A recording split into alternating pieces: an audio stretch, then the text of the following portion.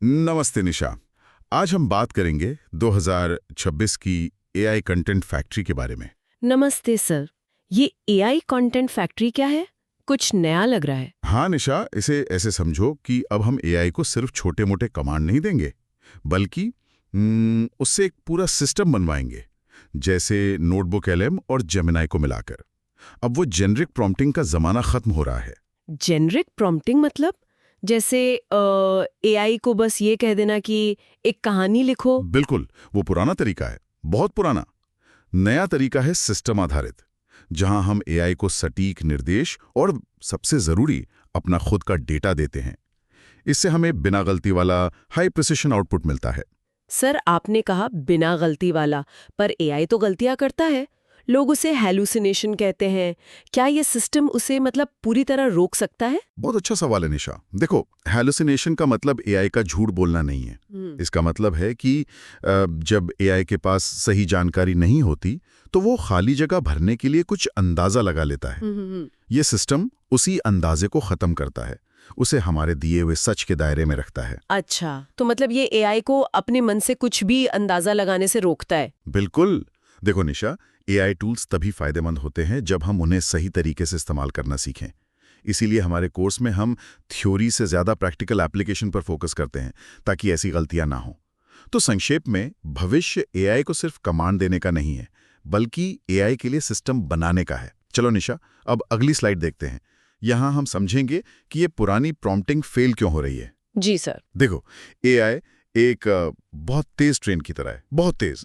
लेकिन अगर उस ट्रेन के लिए पटरी ही ना हो तो क्या होगा? वो पटरी से उतर जाएगी सर, मतलब क्रैश हो जाएगी। सही कहा, बिल्कुल। यही होता है जब हम एआई को बस राइट स्क्रिप्ट अबाउट एक्स जैसा अधूरा कमांड देते हैं, बिना किसी संदर्भ के, बिना कॉन्टेक्स्ट के। एआई हेलुसिनेट करता है, वो पटरी से उतर जाता है। तो समस्या एआई की नहीं है, समस्या इंफ्रास्ट्रक्चर की है। एआई को ट्रैक्स चाहिए। तो इसका मतलब ये हुआ सर कि एआई खुद से कुछ नहीं सोच सकता। वो बस उतना ही कर सकता है जितना हम उसे बताते हैं। बिल्कुल सही समझी निशा। एआई एक असिस्टेंट है, मैनेजर नहीं। उसे अगर खुला मैदान दोगे तो वो भटक जाएगा। उसे हमेशा एक तय रास्ते की जरूरत होती है, और वो रास्ता है हमारा दिया हुआ डेटा और हमारे निर्देश। मतलब एआई को कंट्रोल में रखना बहुत जरूरी है। हाँ, और उसे सही निर्देश देना एक कला है। अगर कभी प्रॉम्प्ट्स को समझने में मुश्किल आ रही हो, तो हमारे ऐप में प्रैक्टिस के लिए कई रेडीमेड प्रॉम्प्ट्स मिल जाते हैं, जो काफी मदद करते हैं। तो याद रखो, अगर एआई को खुला मैदान दोगे तो वो भटक जाएगा, उसे ट्रैक्स चाहिए। ठीक है निशा, अब अगली स्लाइड पर आते हैं और इस ट्रेन ऑन ट्रैक्स थ्योरी को थोड़ा और गहराई से समझते हैं। जी सर। ये जो आरएजी सिस्टम है ना, यही हमारी ट्रेन और ट्रैक्स हैं। यहाँ इंजन है जेमिनाई, जो हमें तर्क और रफ्तार देता है, और ट्रैक्स हैं नोटबुक एलएम, जिसमें हम अपना सारा डेटा और सोर्स मटेरियल जैसे पीडीएफ्स, नोट्स, वो सब डालते हैं। और ये काम कैसे करता है सर, मतलब प्रैक्टिकली? इसका नियम बहुत सरल है निशा। अगर जवाब आपके दिए हुए डेटा में नहीं है, तो एआई शांत रहेगा, चुप रहेगा। वो अपनी तरफ से कुछ नहीं बनाएगा। नोटबुक एलएम एआई को आपकी सच्चाई में ग्राउंड कर देता है, जिससे झूठ की गुंजाइश खत्म हो जाती है। सर ये तो बहुत अच्छा है, लेकिन एक सवाल है, क्या हमारा डेटा सुरक्षित रहता है? मतलब अगर मैं अपनी कंपनी के सीक्रेट डॉक्यूमेंट्स अपलोड करूं, तो वो कहीं लीक तो नहीं होंगे? ये बहुत जरूरी सवाल है निशा। देखो, नोटबुक एलएम को प्राइवेसी को ध्यान में रखकर ही बनाया गया है। आपका डेटा सिर्फ और सिर्फ आपके इस्तेमाल के लिए होता है।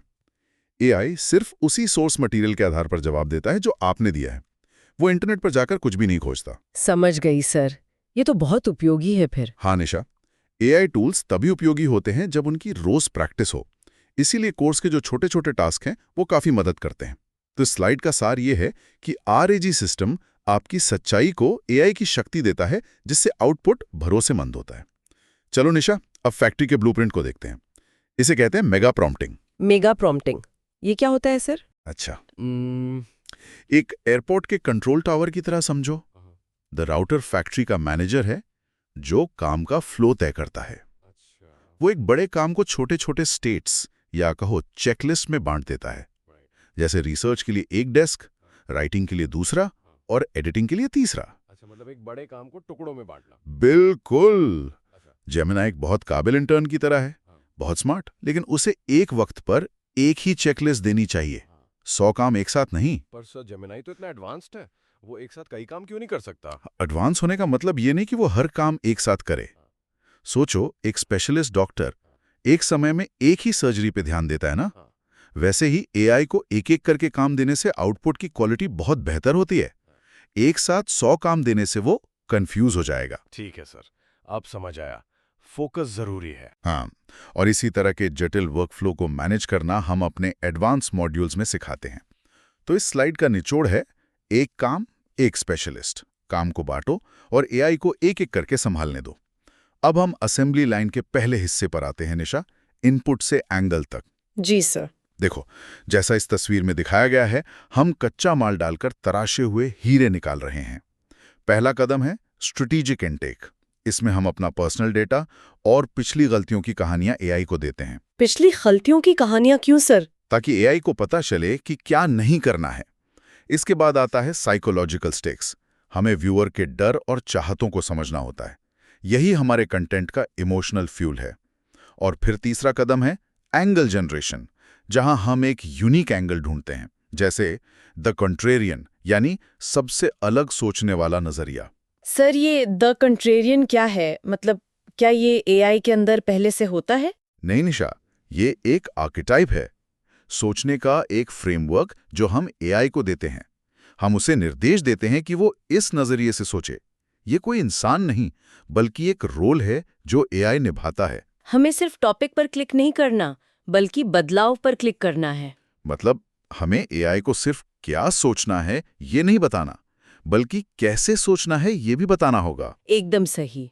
ये सोचना कि एआई अपने आप एक यूनिक एंगल ले आएगा, ये एक मिथक है। हमें उसे सही दिशा देनी पड़ती है। हमारे कोर्स में एक पूरा सेक्शन आर्किटाइप प्रॉम्प्टिंग पर है, जहां हम ऐसे कई फ्रेमवर्क सिखाते हैं। तो याद रखो, अच्छा इनपुट ही अच्छे आउटपुट की नींव है। चलो निशा, अब असेंबली लाइन के दूसरे हिस्से पर चलते हैं, रिफाइनमेंट। जी सर, एंगल तो बन गया, अब आगे क्या? अब आता है चौथा स्टेप, रिफाइनमेंट। इसमें हम नंबर्स और टाइमलाइन जोड़कर भरोसा बढ़ाते हैं। जैसे आप 7 दिनों में सीखेंगे कहने से ज्यादा भरोसा बनता है ना? पांचवा स्टेप है टेंशन डिजाइन। इसमें हम अनसुलझे सवाल और फॉल्स सबमिट्स जोड़ते हैं। लेकिन फिर उन्हें एक नया चैलेंज देना, इससे दिलचस्पी बनी रहती है। और छठा और आखिरी स्टेप है फाइनल ब्रीफ। ये सिर्फ एक स्क्रिप्ट नहीं, बल्कि एक क्रिएटिव संविधान है। क्रिएटिव संविधान मतलब? ये फाइनल गाइडलाइन है जिसके बाहर एआई को नहीं जाना है। बिल्कुल। ये वो नियम हैं जिनके दायरे में रहकर एआई काम करेगा। देखो, हर शब्द को अपनी जगह जस्टिफाई करनी पड़ती है, जैसे एक महंगे विज्ञापन में होता है। कुछ भी फालतू नहीं होना चाहिए। सर लेकिन इतना सब करने में तो बहुत समय लगेगा। क्या एआई इस प्रोसेस को सच में आसान बनाता है? हाँ निशा, बिल्कुल बनाता है। शुरुआत में तुम्हें लग सकता है कि तुम एआई को सिखा रही हो, लेकिन एक बार सिस्टम बन गया तो यही एआई तुम्हें घंटों का काम मिनटों में करके देगा। ये एक बार का इन्वेस्टमेंट है। तो इस स्लाइड का सार है, हर शब्द कीमती है और फाइनल ब्रीफ ही आपके प्रोजेक्ट का संविधान है। अब बात करते हैं एजेंट इकोसिस्टम की। ये बहुत दिलचस्प है निशा। एजेंट इकोसिस्टम, इसका मतलब हम एआई को अलग-अलग पहचान दे सकते हैं? हाँ, हम एआई को एक नैरो, यानी कि एक बहुत ही स्पेसिफिक रोल देते हैं। जब रोल स्पेसिफिक होता है तो उसकी सोचने की क्षमता गहरी हो जाती है। जैसे A2 सीरीज आर्किटेक्ट, जिसका काम सिर्फ लॉजिकल डिजाइन बनाना है, या A3 क्लिक इंजीनियर, जो सिर्फ हाई CTR टाइटल्स और थंबनेल गैप्स पर काम करता है। और ये A4 हुक एजेंट, इसका क्या काम है? उसका काम है पहले 30 सेकंड का रिटेंशन गार्ड बनना। वो ये सुनिश्चित करता है कि व्यूअर वीडियो छोड़कर ना जाए। सर, पर क्या ये सच में काम करता है? मतलब एक ही एआई को अलग-अलग नाम देने से क्या वो बेहतर काम करने लगता है? हाँ निशा, ये साइकोलॉजिकल है। जब तुम एआई को एक एक्सपर्ट की तरह ट्रीट करती हो, जैसे तुम एक क्लिक इंजीनियर हो, तो वो उसी दायरे में सोचता है। ये उसे भटकने से रोकता है, ये उसे एक पहचान देता है। मतलब? ये एआई के लिए भी एक तरह के ट्रैक्स हैं। बिल्कुल सही पकड़ा। ये उसे एक दिशा देता है। हाँ। अलग अलग एजेंट्स को मैनेज करना मुश्किल लग सकता है, लेकिन हमारे ऐप में इसके लिए टेम्पलेट्स हैं जो इस काम को आसान बना देते हैं। तो याद रखो, एआई को एक नैरो रोल देने से उसकी सोचने की क्षमता गहरी हो जाती है। अब हम सिस्टम के सबसे जरूरी हिस्से पर आ गए हैं निशा, A9 agent, the feedback loop. Feedback loop मतलब जो हमने बनाया वो काम कर रहा है या नहीं, ये देखना। एकदम सही। हमारा कंटेंट सिस्टम स्टैटिक नहीं होना चाहिए, उसे अडेप्टिव होना चाहिए। A9 एजेंट आपके एनालिटिक्स को पढ़ता है, वो रिटेंशन ग्राफ और CTR डेटा से सीखता है। और फिर वो क्या करता है डेटा देखकर? उसका आउटपुट ये बताना है कि कौन सा पैटर्न अब बोरिंग हो चुका है और क्या नया करने की जरूरत है। ये एक लगातार चलने वाला लूप है। एनालिटिक्स देखो और फिर सिस्टम को अपग्रेड करो। सर, पर ये एनालिटिक्स पढ़ना तो बहुत मुश्किल होता है। क्या एआई इसे खुद समझ सकता है? हाँ निशा, यही तो जेमिनी की ताकत है। तुम इसे अपना डेटा दे सकती हो और वो तुम्हें पैटर्न्स और इंसाइट्स बता सकता है। वो बता सकता है कि तुम्हारी वीडियो का कौन सा हिस्सा लोग बार बार देख रहे हैं और कहाँ से छोड़कर जा रहे हैं। मतलब हमें अंदाजा लगाने की जरूरत नहीं है? बिल्कुल नहीं, डेटा पर आधारित फैसले लेने चाहिए। बिना फीडबैक लूप के आपका कंटेंट सिस्टम अंधी उड़ान भर रहा है, उसे नहीं पता कि वो सही जा रहा है या गलत। तो हमेशा याद रखो, डेटा ही आपका असली गाइड है। चलो निशा, अब देखते हैं कि इस पूरे सिस्टम को असल में लागू कैसे करना है। ये इम्प्लीमेंटेशन के नियम है। जी सर। नोटबुक LM में सेटअप बहुत सीधा है। पहला, सोर्स अपलोड करो, अपने काम और रिसर्च को सिस्टम में डालो। दूसरा, राउटर इंस्टॉलेशन, अपने गाइड को सिस्टम का मैनेजर बनाओ। लेकिन तीसरा नियम सबसे जरूरी है, 1 एजेंट पर टर्न। एक बार में एक एजेंट, इसका क्या मतलब है सर? इसका मतलब है कि कभी भी एजेंट्स को स्टैक नहीं करना है, यानी एक साथ कई एजेंट्स को काम पर नहीं लगाना है। जब एक एजेंट का काम खत्म हो जाए तभी दूसरा शुरू करे। इससे कॉन्टेक्स्ट ओवरलोड नहीं होता। लेकिन सर, अगर हम जल्दी काम खत्म करना चाहते हैं तो एक साथ 2-3 एजेंट क्यों नहीं इस्तेमाल कर सकते? इससे समय नहीं बचेगा? नहीं निशा, उल्टा काम खराब होगा। ये एक फैक्ट्री की असेंबली लाइन जैसा है। जब तक एक वर्कर अपना काम पूरा नहीं कर लेता तब तक दूसरा शुरू नहीं कर सकता। अगर सब एक साथ काम करने लगेंगे तो केओस हो जाएगा। AI के साथ भी यही होता है। समझ गई सर, प्रोसेस को फॉलो करना जरूरी है। हाँ, ये अनुशासन बहुत जरूरी है।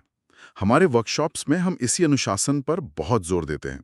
तो नियम सीधा है, एक एजेंट का काम खत्म होने पर ही दूसरा शुरू करे। अब आखिरी स्लाइड पर आते हैं निशा। ये है प्रोटोकॉल चेक।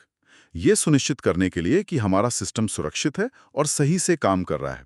जी सर। पहला सवाल, एजेंट्स को स्टैक क्यों नहीं करना चाहिए? जवाब है, क्योंकि इससे कॉग्निटिव डाइल्यूशन होता है और क्वालिटी गिर जाती है। मतलब AI का फोकस बंट जाता है। और दूसरा सवाल है कि नोटबुक LM हैलुसिनेशन कैसे रोकता है? इसका जवाब हम पहले ही डिस्कस कर चुके हैं। RAG सिस्टम के जरिए AI को आपके सोर्स में ग्राउंड करके वो आपके दिए गए सच के दायरे से बाहर नहीं जाता। सर, ये सब सुनने में तो बहुत अच्छा लगता है, लेकिन क्या होगा अगर कोई इन नियमों को तोड़ दे? बहुत जरूरी सवाल है निशा। रियलिटी चेक यही है, नियम तोड़ोगे तो सिस्टम टूट जाएगा। अगर तुम AI को एक टूल की जगह जादू की छड़ी समझोगी तो तुम्हें निराशा ही मिलेगी। ये एक मशीन है जिसे सही तरीके से चलाना पड़ता है। मतलब हमें प्रोसेस पे भरोसा करना होगा। बिल्कुल, अनुशासन और प्रोसेस ही सफलता की कुंजी है। ये कोई शॉर्टकट नहीं है। इस सिस्टम की हर छोटी बड़ी बात को समझने के लिए ही हमने स्टेप बाय स्टेप गाइड तैयार किए हैं। तो याद रखो, नियम व्यवस्था बनाते हैं और व्यवस्था ही क्वालिटी देती है। तो निशा, अब अगला कदम क्या है? अब आपकी बारी है। जी सर। सबसे पहले अपना पहला सोर्स डॉक्यूमेंट तैयार करो। वो बेस है जिस पर तुम्हारा AI काम करेगा। और सबसे जरूरी बात, AI को सिर्फ एक टूल नहीं, अपना पार्टनर समझो। पार्टनर? हाँ, पार्टनर। एक ऐसा पार्टनर जो तुम्हारी सोच को और शक्तिशाली बनाता है, जो तुम्हारे आइडिया को एक ढांचा देता है। तो ये सब सीखने के बाद मुझे एक बात समझ आ रही है।